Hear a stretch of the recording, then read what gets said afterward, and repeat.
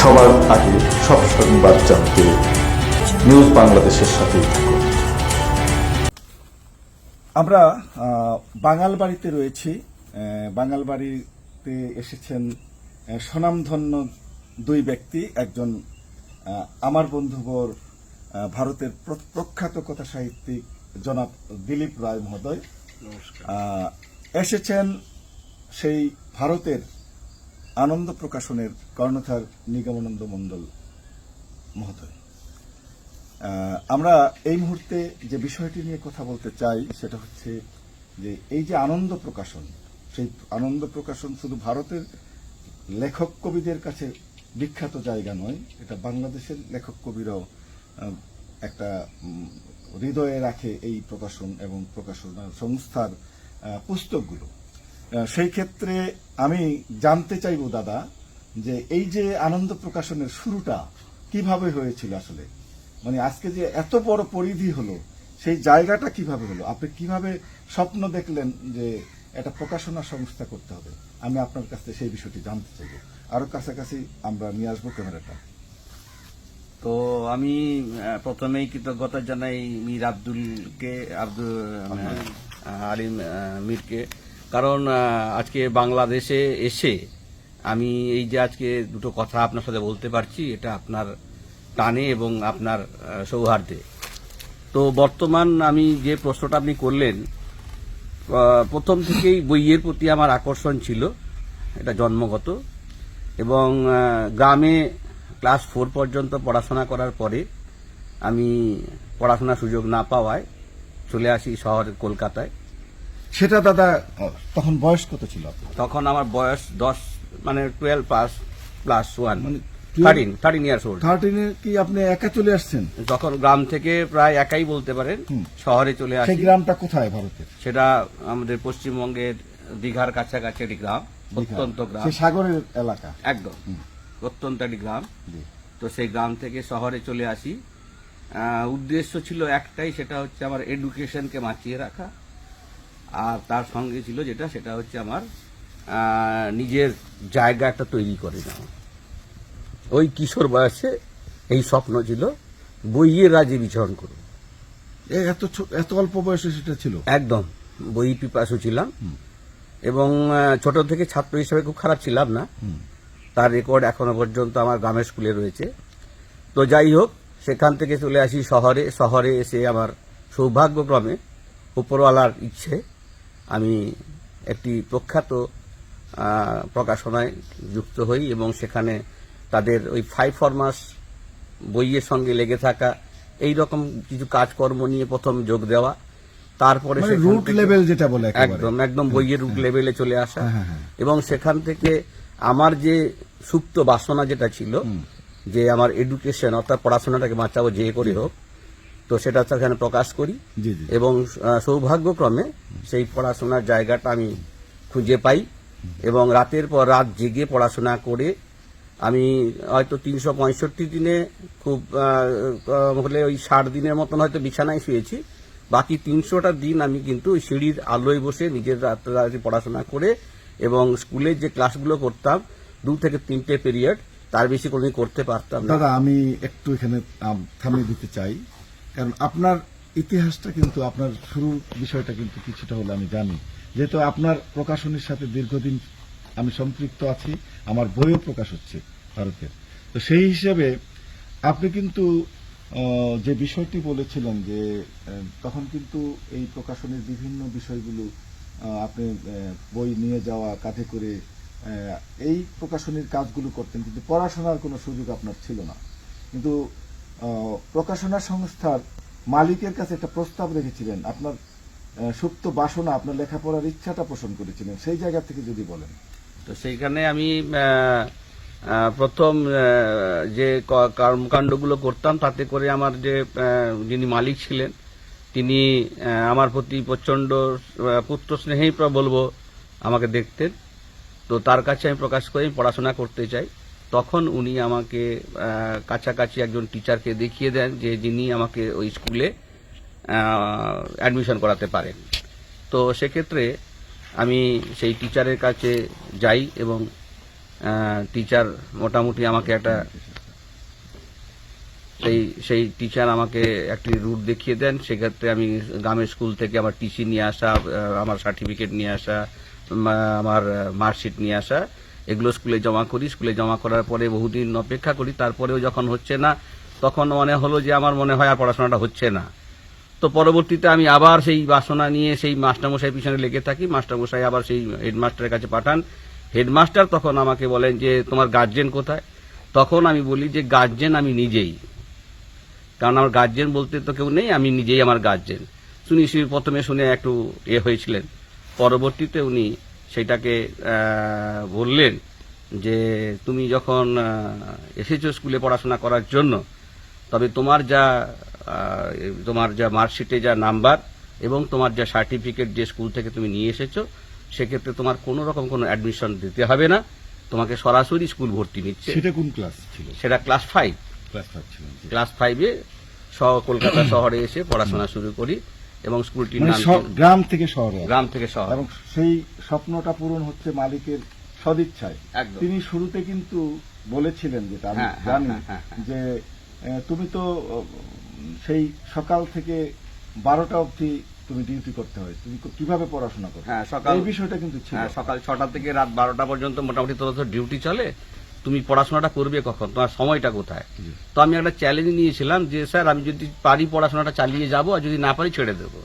এরকম একটা চ্যালেঞ্জের মুখোমুখি হয়েছিলাম এবং রাত্রি 12টার পরে প্রতিদিন সিঁড়ির আলোয় বসে, যখন সবাই বাড়ি ঘুমাচ্ছে তখন আমি সিঁড়ির আলোয় বসে একটি ওই অল্প পাওয়ারের বাল্বের নিচে বসে আমি সিঁড়ির আলোতে বসে রাতের পর রাত পড়াশোনা করতাম। কখন ঘুমিয়ে পড়তাম নিজেই জানতে পারতাম না।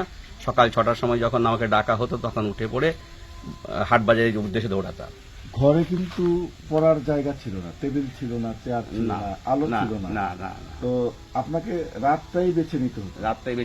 এই জন্য সেই সিঁড়ির নিচের যে লাইট, সেটা তখন কি সমস্যা হতো না যে এখানে তো লোকজন আসা যাওয়া করতো? না, রাত 12টার পরে তো কেউ আসা যাওয়ার আর নেই। আপনি মেন গেট বন্ধ হয়ে যেত। হ্যাঁ, ডিউটি শেষ করে আপনার প্রকাশনা সংস্থার চাকরি শেষ করে আপনি বাসায় ফিরতেন, তখন কেউ চলাচল করতো না। তখন সেই জায়গাতে বসে, সিঁড়িতে বসে আপনি লেখাপড়া। আসলে একেবারে আমি কি বলবো, আপনাকে তো অনেকদিন ধরে চিনি। আপনার আজকে এই বিষয়গুলো শোনার পরে আপনার প্রতি শ্রদ্ধা ভক্তি আরো বেড়ে গেল, কারণ আপনি শিক্ষার জন্য সেই ছোট কাল থেকেই আকুতি। আসলে সৃষ্টিকর্তা আমার আল্লাহ, আপনাদের গড যেভাবেই বলি না কেন, আমরা যেভাবে চাই তিনি কিন্তু সেভাবেই তিনি গড়ে দেন। তো যাই হোক, আপনি ভর্তি হলেন, অভিভাবক কোথায় জিজ্ঞেস করলেন আপনার শিক্ষক মশাই ভর্তির সময়, প্রধান শিক্ষক, তারপরে আপনি কি বলছিলেন? তারপর মোটামুটি যখন ক্লাস 7 তখন আমার যিনি পুত্র স্নেহে পালিত আমায় করছিলেন তিনি হঠাৎ মারা যান। মারা যাওয়ার পরে তার যে সন্তানাদি যারা বড় হয়েছে তারা তাদের ভাগ এবং তারা তাদের কাউন্টারে বসা এইসব যখন করছে, তখন আমাকে বিভিন্ন দিকে বিভিন্ন ডিউটিতে আরো আমাকে এঙ্গেজ করছে যাতে পড়াশোনা থেকে আমি বঞ্চিত হই। তো আমি কিন্তু তাতেও পড়াশোনাতে বঞ্চিত হওয়ার আমি করিনি। আমি পড়াশোনা আমার রাতের পর রাত জেগে ঠিক চালিয়ে গেছি, তাদের ডিউটিও দিয়ে গেছি।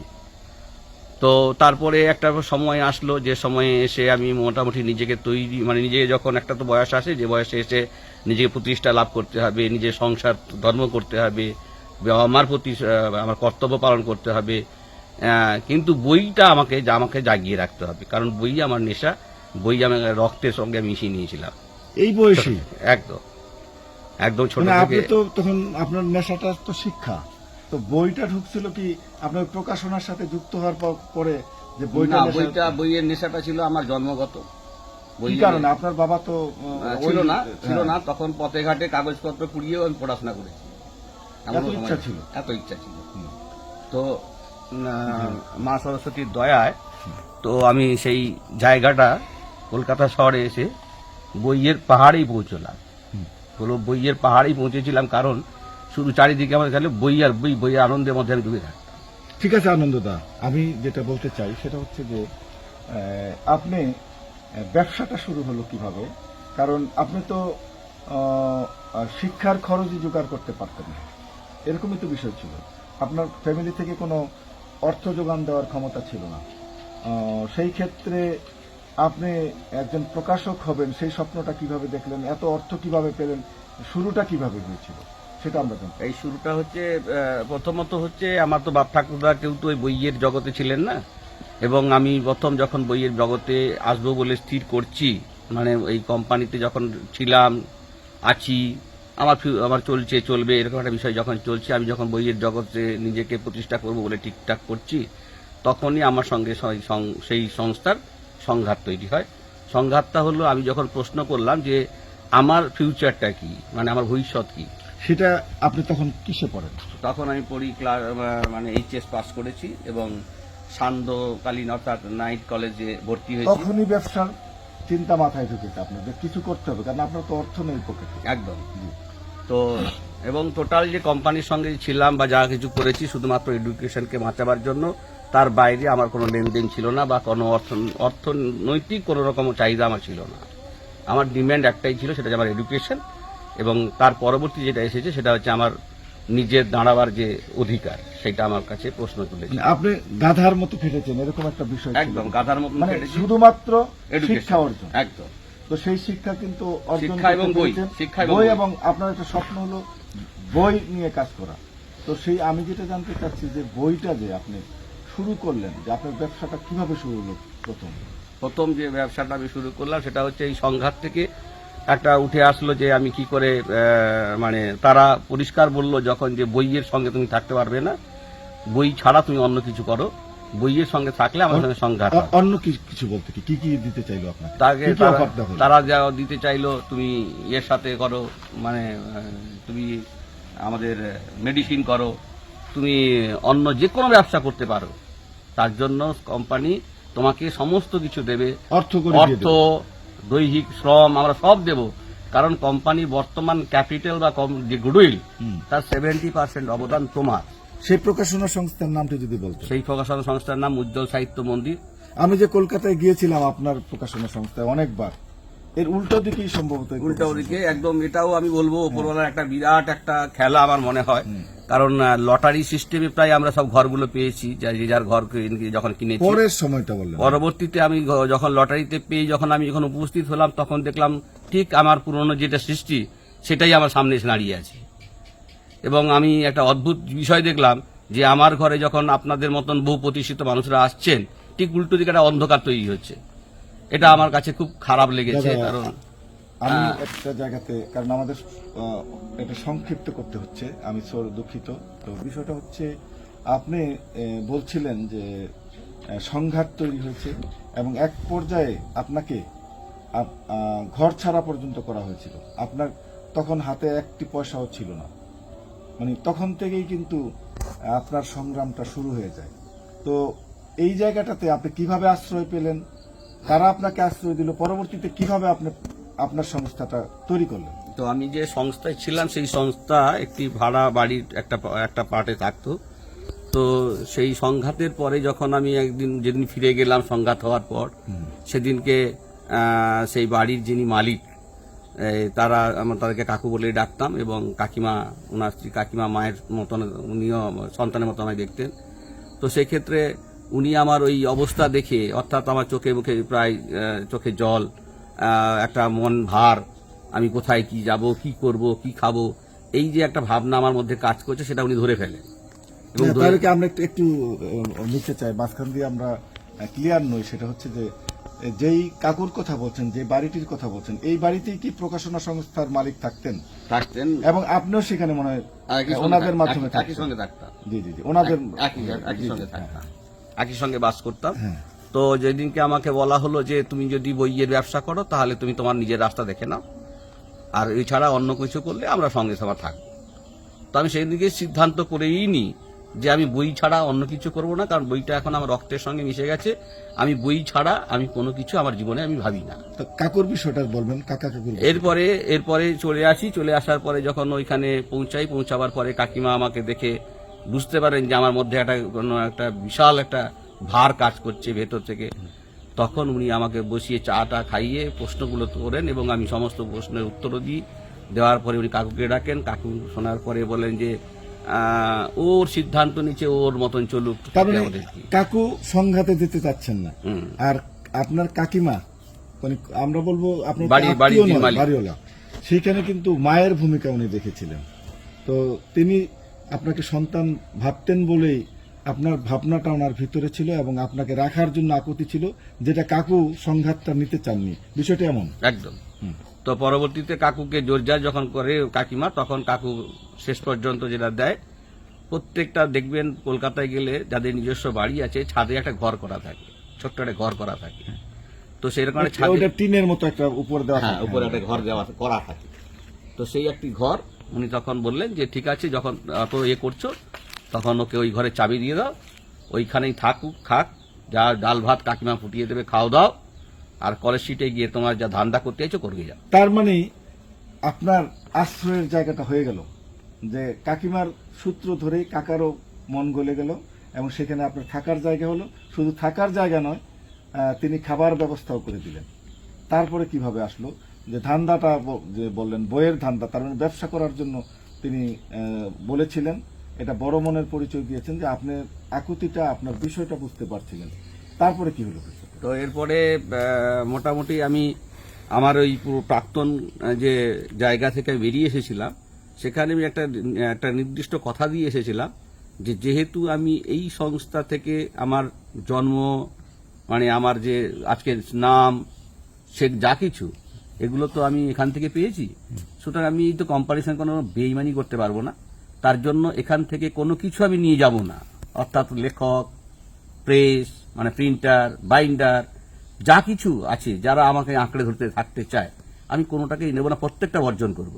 এবং আমি নতুন সেটআপ, নতুন গেটআপে আমি আসবো বাজারে। দাদা, আমি 55 বছরের মানুষ, আপনি মানে আপনাকে চিনি অনেক দিন ধরেই। একটা মহৎ মনের মানুষ এবং লেখক সৃষ্টি করেন আপনি। তো সেই জায়গাটিতে আপনি কিন্তু ব্যবসার শুরুতেই সেই সততা দেখিয়েছেন যে আপনি যার কাছ থেকে শিখেছেন ব্যবসা এবং যার ব্যবসা প্রতিষ্ঠানে ছিলেন, তার ব্যবসা প্রতিষ্ঠানের কোনো কিছুই আপনি আনতে চান না। এটা কিন্তু সাধারণত হয় না, কিন্তু আপনি বলেছেন কিছুই আপনি নেবেন না। মানে আপনার মতো করে একটা জগৎ, আপনার মতো করে একটা প্রকাশনা, মানে যেটার মধ্যে ওই প্রকাশনার কেউ লেখক আসবেন না, কোনো ছাপ থাকবে না, কোনো ছাপ থাকবে। এটা খুব ভালো একটা বিষয় দাদা। তো এখান থেকে আমি প্রথমে যখন কলেজের বইপাড়ায় ঘুরে বেড়াচ্ছি, তখন আমার কাছে একটা খবর আছে যে একটি স্টল পেতে পারো, তার জন্য কিছু পয়সা তোমাকে বিয়ার করতে হবে। সেটা কত? সেটা সেই সময় ছিল 7,000। তখন তো অনেক টাকা। হ্যাঁ, তো সেটা 7,000 কত সালের কথা দাদা? এটা বলছি 1995-6। 1995। ওকে। হ্যাঁ, তো সেই সময় আমি যার কাছে গিয়ে হাত পেতেছি, কেউ আমাকে ফিরিয়ে দেয়নি। প্রত্যেকে কেউ 2,000, কেউ 1,000 দিয়ে আমাকে সাহায্য করেছে এবং আমি সেই টাকাটি দিয়ে প্রথমে একটি স্টল, ফুটপাতের উপর স্টল নিই। এটা কি আসলে সততার মূল্য ছিল দাদা? আপনাকে ভালোবাসতো, আপনার সততাকে ভালোবাসতো বলেই আপনাকে বিশ্বাস করে যার কাছে যেভাবে চেয়েছেন সেভাবে কিন্তু আপনি পেয়েছেন এবং স্টল পেলেন। তারপরে এরপরে বহু খ্যাত প্রকাশনা আর কি, তাদের কাছে যখন গিয়ে বলেছি যে আমি এরকম একটা স্টল করেছি, তোমরা যদি আমাকে একটু সহযোগিতা করো তাহলে আমি কিছু করে নিজেকে প্রতিষ্ঠা করতে পারি। তো তারা এক কথায় আমাকে, তাদের ধারে চালানে আমাকে বইপত্র দিয়ে সাহায্য করেছে এবং সেই সমস্ত বইপত্র বিভিন্ন দূর দূরান্তের দোকানে দোকানে গিয়ে আমি সেগুলো সরবরাহ করতাম এবং এই সমস্ত প্রকাশকরা আমাকে কমিশনে বই দিত এবং তাদের আমি সেইভাবে পরপর এরকম 3-4 বছর ধরে চালালাম। বিষয়টা কেমন ছিল যে বিভিন্ন প্রকাশক বিভিন্ন লেখকের বই ওনারা প্রকাশ করছেন, কিন্তু আপনি এনে তাদের কাছে মার্কেটিং বিনা পয়সায় নিয়ে আসছেন এবং আবার বিক্রি করে তাদের অর্থ দিচ্ছেন। তার মানে ওই প্রকাশকরা আপনাকে সহযোগিতা করবার জন্যই এই কাজটি করেছিলেন। একদম। তো তারপরে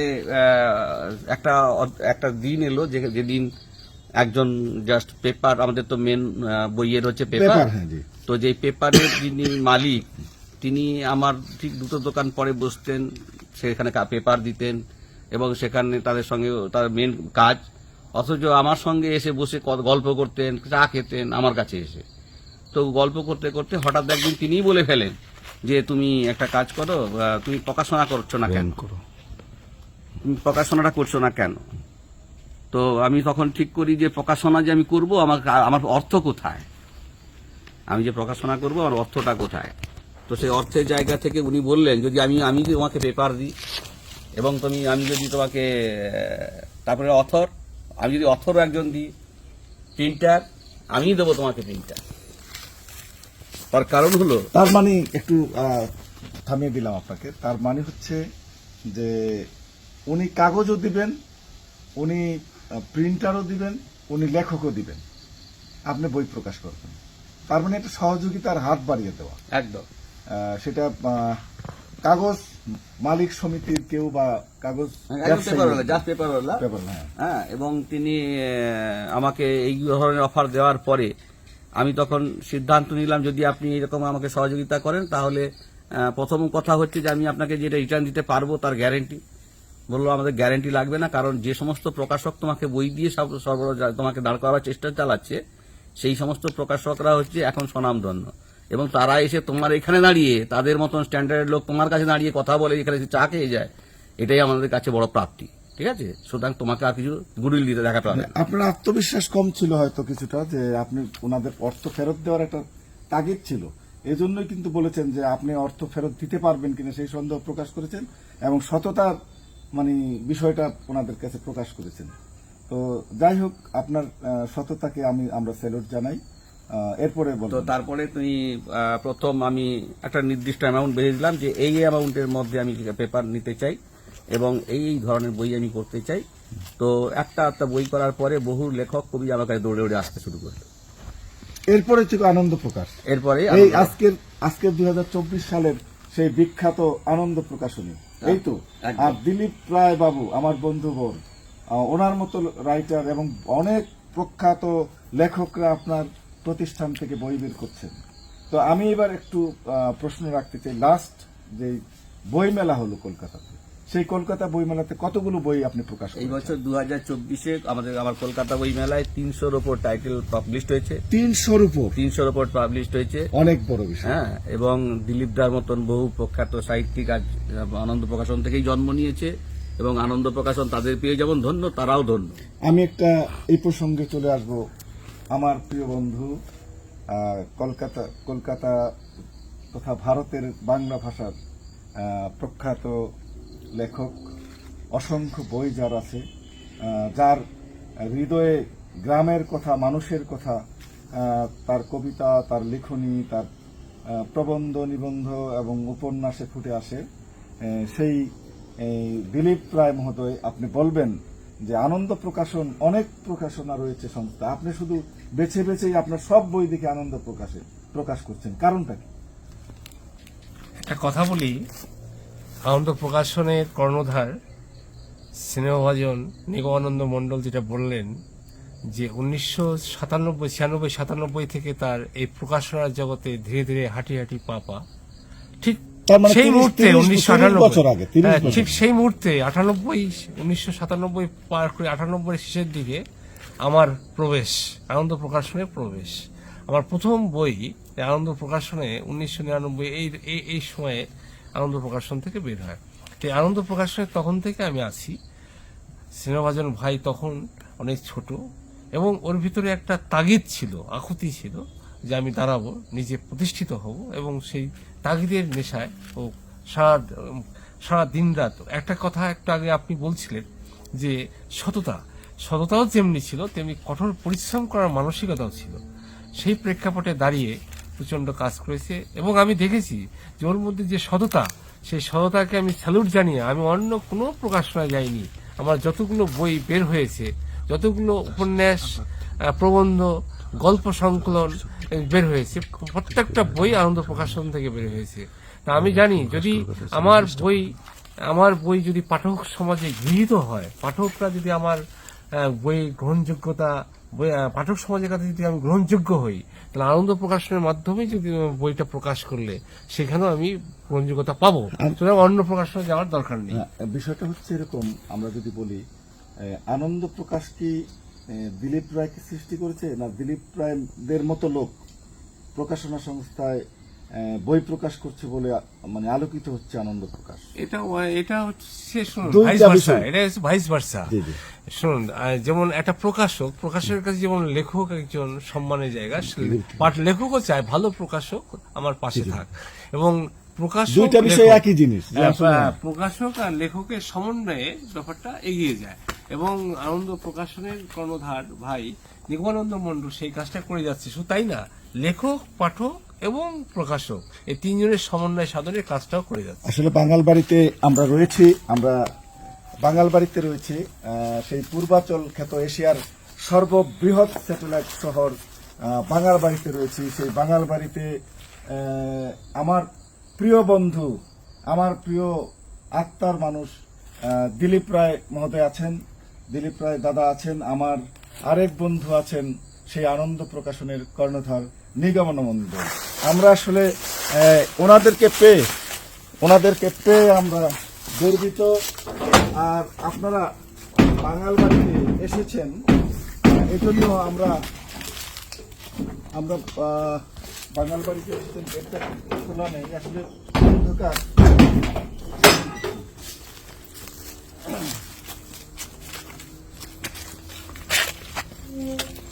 দাদা, আমাদের বাঙাল বাড়ি ধন্য হয়ে গেল যে আপনাদের মতো দুজন বিখ্যাত মানুষ।